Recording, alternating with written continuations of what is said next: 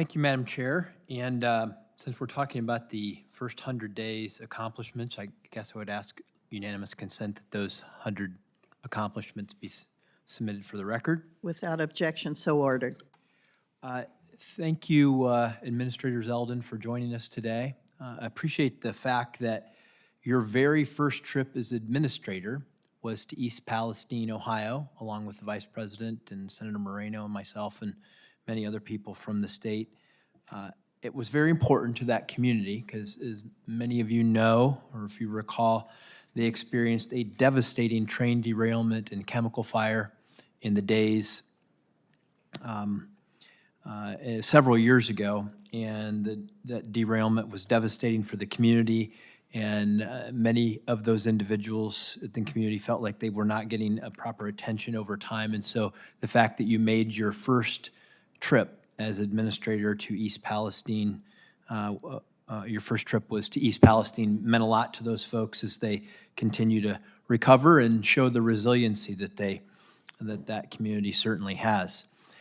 I'm also a proud representative of Ohio and a Great Lakes state. I recognize that I'm the only member of this committee who actually represents a Great Lakes state. And since it is 20% of the world's usable fresh water, I'm going to take pride in that and spend a little time on that today, even though I could talk to you about how some of the environmental rules that we have in this country are actually harming the environment rather than benefiting it, and I would love to update those things. I'm going to spend a little time, though, on the Great Lakes if I could, particularly as it relates to, because we have a lot of issues. We have dredging issues, we have algae blooms, but we have invasive species that threaten the quality of those Great Lakes. It's been an issue for many, many years, and the Asian carp is one of those threats that I know many people in those great fisheries are concerned about.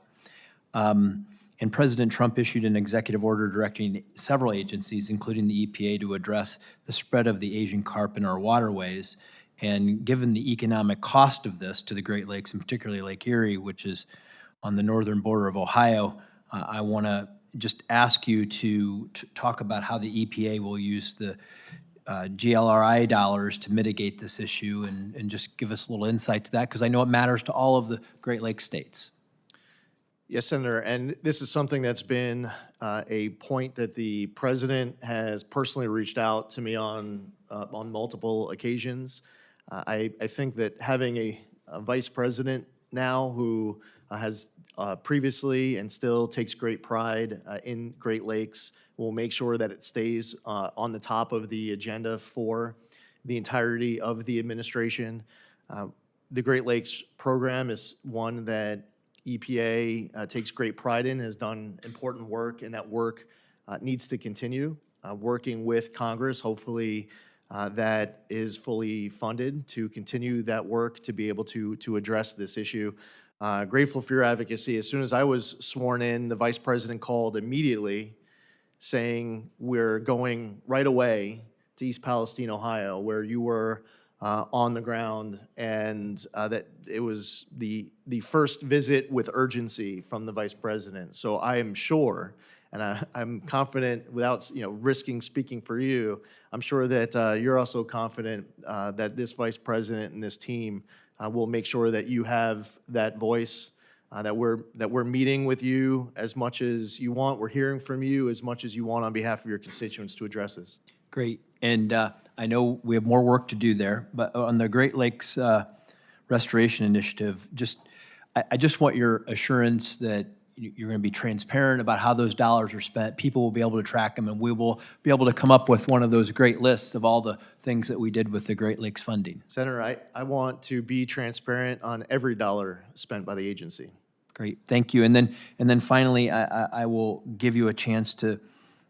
The EPA learned a lot. What takeaways do you have from the East Palestine situation with we had rail corridors, chemical fires, things like that? I know that there's still work to do there. What lessons learned have been communicated to you from the team that was working on that?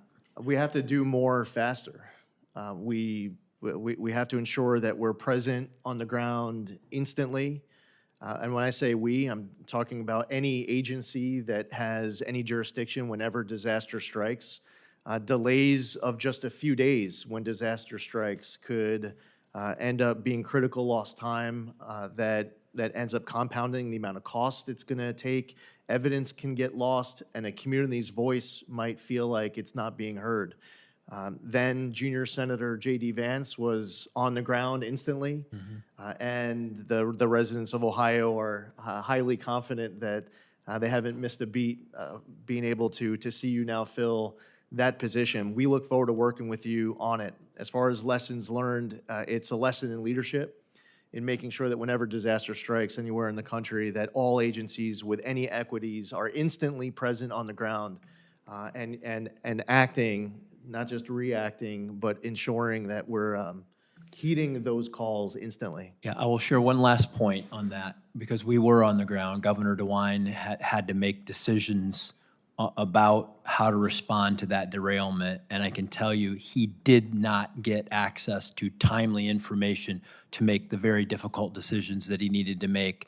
And I just encourage you to work with your agency to make sure that in the case that something like that happens again, that governors of whatever state that might happen in won't have to fly blind because the EPA was not there to give them the information when they needed it. Yeah, and Senator, I would just also add that an important lesson learned, which is still a work in progress, is that there are many others around East Palestine who used to go to East Palestine.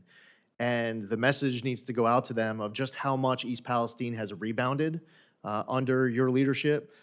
And it's time to help reinvigorate that local economy inside of East Palestine. Communication, not just to the residents inside of that community, but to the residents around that community. It's time to go back to East Palestine and help them recover. I look forward to the time that we can get you back and we can tie this one up and help East Palestine recover to even higher, better status than it was before. Thank you, Madam Chair. The gentleman